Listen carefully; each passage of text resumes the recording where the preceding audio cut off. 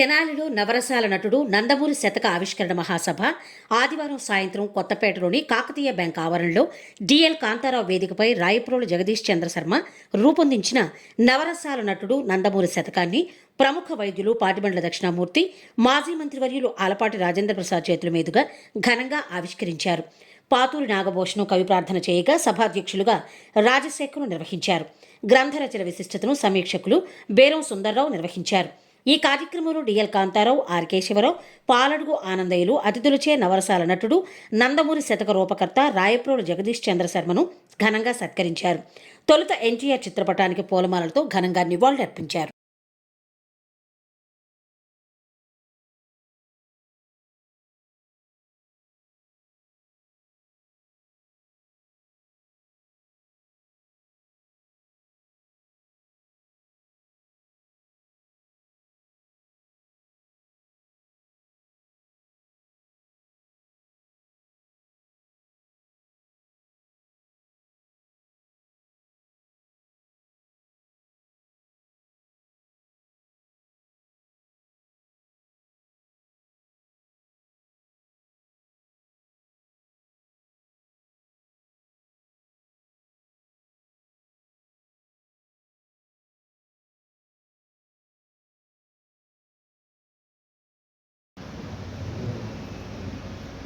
ఏ దశలు ఉన్నాయనేది ఆ దశలన్నీ కూడా చాలా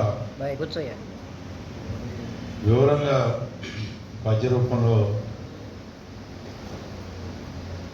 ఇది ఎంతమంది చదువుతారో తెలియదు, కానీ ఆయన ఆనందపడటానికి రాసుకున్నటువంటి శతకాన్ని మనకు అంకితం చేయటం అనేది చాలా సంతోషం.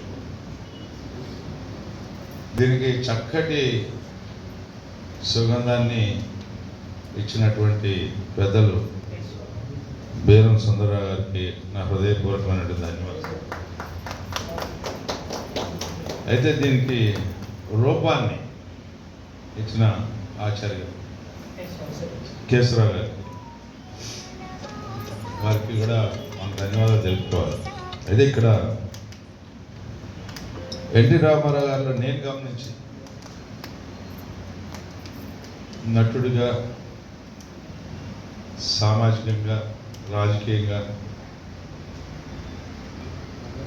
సమాజాన్ని తట్టి లేపినటువంటి మహాత్ముల్లో ఒక మహాత్ముడిగా నేను భావిస్తాను. మన భారతదేశ చరిత్ర చూస్తే బుద్ధుడి యొక్క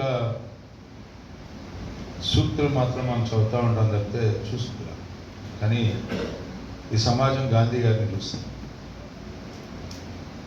గాంధీ గారు శాంతి సందేశాన్ని ఇచ్చినటువంటి మహానుభావుడు.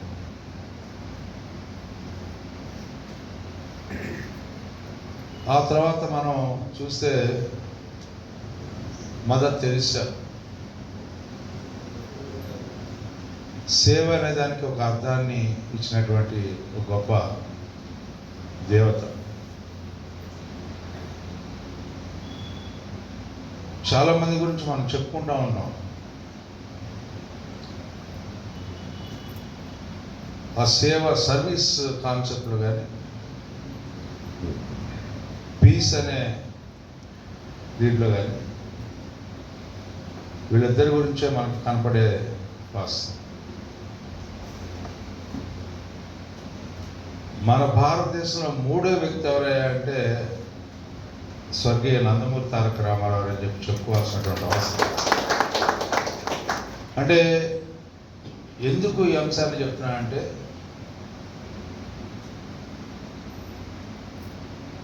వరల్డ్ బ్యాంక్ రిపోర్ట్ ఒకటి చూస్తే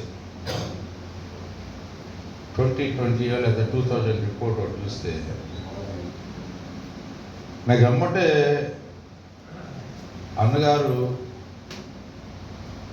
1983లోనే కూడు, గుడ్డ, నీడ అనే 3 పదాలకి,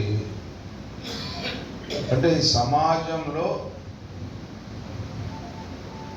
పేదరికం అనేది పడినప్పుడే ఈ సమాజం అభివృద్ధిలోకి వస్తుంది అనే ఒక సామాజిక అంశాన్ని సృజించినటువంటి ఒక గొప్ప మహానుభావుడు భారతదేశ రాజకీయాల్లో ఫిలసాఫికల్గానో లేకపోతే థియరిటికల్గానో లేకపోతే ప్రాక్టికల్గా ఎవరు చేయలేనటువంటి అంశాన్ని ప్రాక్టికల్గా నిరూపించినటువంటి వ్యక్తి నందమూరి తారక రామారావు.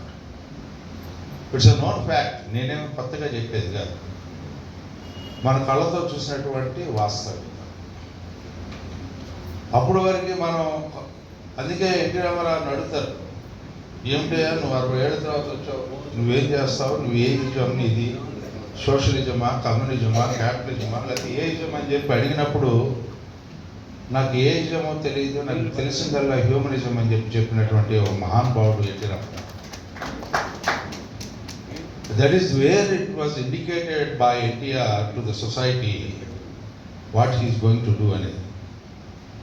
ఏమి చేయబోతున్నాడు, ఎట్లా చేయబోతున్నాడు, ఏ రకమైనటువంటి ప్రస్థానానికి నాంది పలకపోతా ఉన్నాడు ఒక మహోన్నతమైనటువంటి వ్యక్తి అనే దానికి ఆనాడు ఎన్నికల ముందు తెలుగుదేశం పార్టీ ఆరోపించిన తర్వాత చెప్పినటువంటి ఆ మాటని మనం గమనించినట్లయితే అన్న మాట నిలబెట్టుకున్న ధీరోదత్తుడు ఎన్టీ రామారావు. ఆ రకమైనటువంటి మీరు గమనిస్తే ఇది it's not a small thing, ఇది సామాన్యమైనటువంటి అంశం కాదు. సమాజాన్ని ఒడిసిపట్టినటువంటి, మనం ఒక రకంగా చెప్పుకోవాలంటే కార్ల్ మార్క్స్, యాంగిల్స్, లేకపోతే ఇట్లాంటివన్నీ మనం దాస్ క్యాపిటల్ ఇవన్నీ మనం చదువుతూ ఉంటుంటే దానికి విరుద్ధంగా ఎంఎన్ రాయ్ గారు ఇంకో సిద్ధాంతం చెప్పాడు, communism is not possible at all at any time. అంటే is one of the founder but he deviated from the communism. But అన్నిటికంటే మనకి సమాజానికి, సమాజంలో ఏ రకమైనటువంటి ఆలోచన అంటే మనం వరల్డ్ బ్యాంక్ రిపోర్ట్ 2000లో చూస్తే పావర్టీ ఎరాడికేషన్ కింద ఏమేమి చేయాలి అంటే సామాన్యుడికి కూడు ఉండాలి, ఊరు ఉండాలి, ఇల్లు ఉండాలి, ఎడ్యుకేషన్ ఉండాలి, మెడికేషన్ ఉండాలి, ఇవన్నీ చెప్పినటువంటి అంశాలు 1983లోనే ఒక సామాన్యుడిగా పుట్టి పెరిగి ఓ నటుడిగా కీర్తి ప్రతిష్టలు సంపాదించి ఆ తర్వాత రాజకీయాల్లోకి వచ్చి రాజకీయ అరంగేట్రం చేసి 9 నెలల్లో రాజకీయంలో ఒక ప్రస్థానాన్ని ప్రారంభించి అధికారంలోకి వచ్చి పేదవాడి యొక్క గుప్పెడు అన్నం పెట్టాలి బెత్తడి పొట్టకి అని చెప్పి ఆలోచించినటువంటి ఘనశీలి అన్న నందమూరి తారక రామారావు.